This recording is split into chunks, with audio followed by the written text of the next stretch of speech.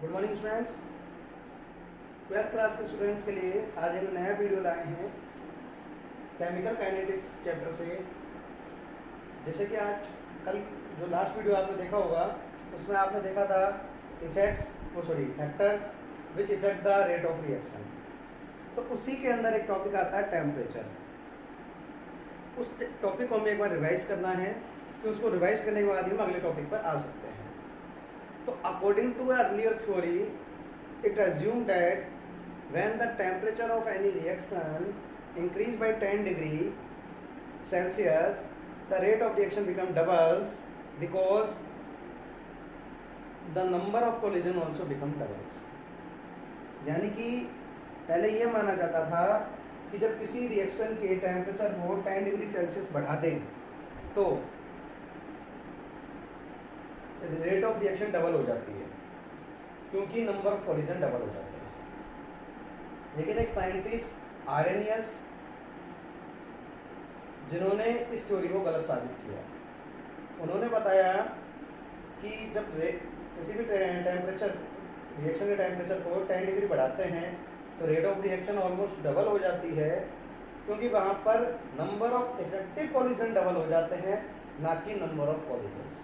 बेटा देखिए दोनों वर्ड बहुत क्लोज हैं, इफेक्टिव कोलिजन और कोलिजन। मैं फिर से एक बार इन दोनों का डिफरेंस आपको रिवाइज करा दूं। कोलिजन्स तो ये है कि सिंपल रिएक्टिंग मॉलिक्यूल आपस में टकराते हैं, कोलिजन करते हैं। इफेक्टिव कोलिजन से मतलब है वो कोलिजन जो एनर्जी बैरियर को क्रॉस करके प्रोडक्ट में कन्वर्ट होता है। जरूरी नहीं है कि सारे कोलिजन से ही प्रोडक्ट बने, जिन कोलिजन से प्रोडक्ट बनता है वही इफेक्टिव कोलिजन कहलाते हैं। तो रेट ऑफ रिएक्शन पर टेम्परेचर के इफेक्ट को एक्सप्लेन करने के लिए एक रिलेशन आरेनियस ने दिया है जिसे हम आरेनियस इक्वेशन के नाम से जानते हैं। अब आरेनियस इक्वेशन क्या कहती है वो देखिए, A equal to A exponent minus EA upon RT।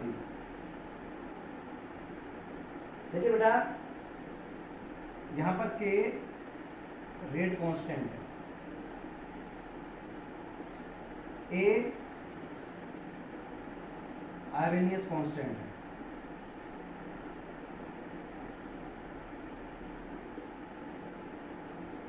EA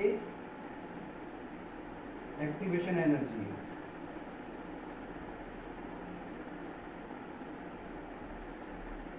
R universal gas constant है, एंड की टेम्परेचर।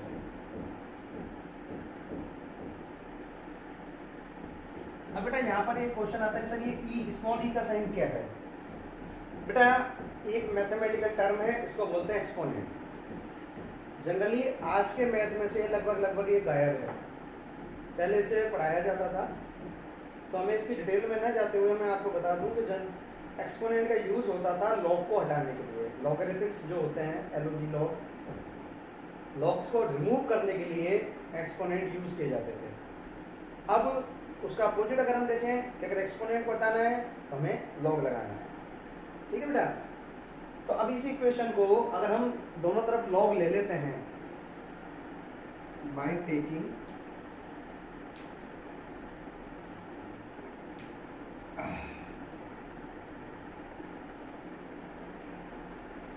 ये हो जाएगा आपका log K equal to log A।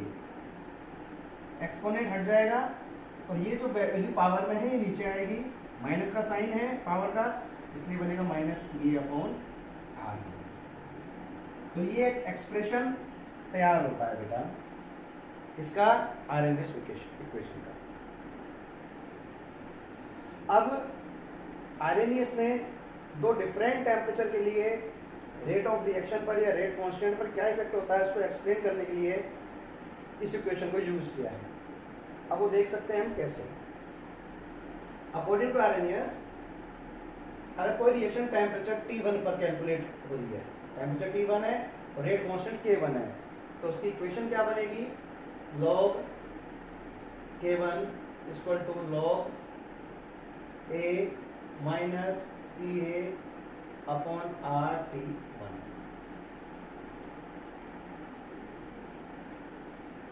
Same as अगर इक्वेशन T2 टेम्परेचर पर होती है तो log K2 equal to log A minus EA upon RT2. Okay, there are two equations. This is equation number 1 and this is equation number 2. Now subtract equation 1 from equation 2. इसमें से इसको minus कर दें. log K2 minus log K1 equal to log. अब देखिए बेटा इसमें क्या होगा, ये log है पॉजिटिव आएगा और ये वाला माइनस का आएगा, कैंसिल आउट हो जाएगा. ओवरऑल आपकी इक्वेशन क्या बनेगी, EA upon RT2 minus EA upon RT1. अब देखिए बेटा log m minus log n के फॉर्मूले से अगर आप इसको देखते हैं तो ये बन जाएगा आपका log K2 upon log K1 equal to EA upon R को अपन कॉमन ले लेंगे बाहर, अंदर क्या जाएगा 1 upon T2 minus 1 upon T1.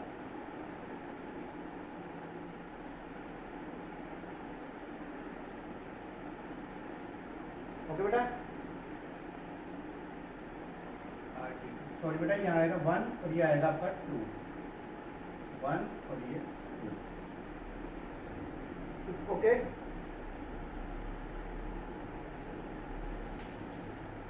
ये एक्सप्रेशन आपको नोट करना है और ये फाइनल एक्सप्रेशन है इसका. बेटा जैसा भी हमने देखा आरएनएस इक्वेशन हमने देखा था, अब ये क्वेश्चन मैं आपको करा रहा हूँ ये आरएनएस इक्वेशन पे ही बेस्ड है. एक एग्जांपल क्वेश्चन कहता है कि the rate of reaction become quarter plus. Quarter plus का मतलब होता है 4 टाइम्स हो जाना, 100 गुना हो जाना. When temperature changes from 293 kelvin to 313 kelvin and calculate the activation energy assuming it is not changed. अब देखिए बेटा पहली चीज मैं यहाँ बता दूं कि अपने आरएनएस एक्सप्रेशन क्या है, log K2 upon K1 equal to EA upon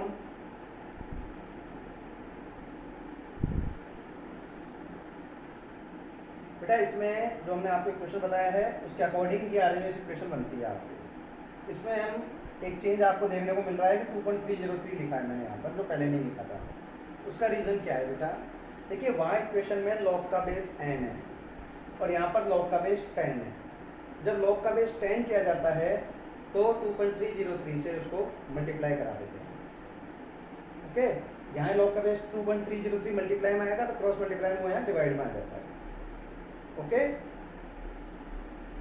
अब देखिए बेटा यहाँ पर अपने को K2 अपॉन K1.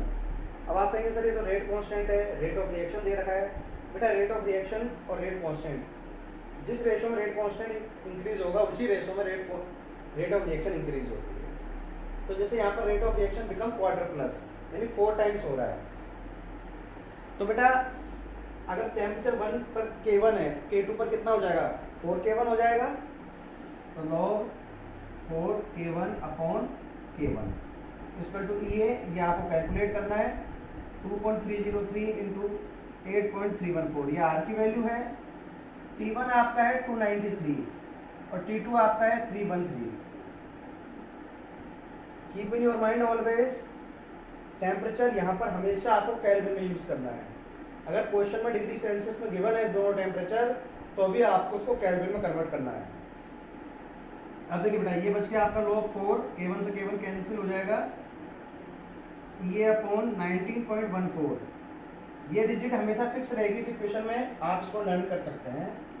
अब देखिए बेटा इसको सॉल्व करेंगे तो ये बनता है आपका 313 माइनस 293 अपॉन 313 इंटू 293 एलसीएम लेने पर.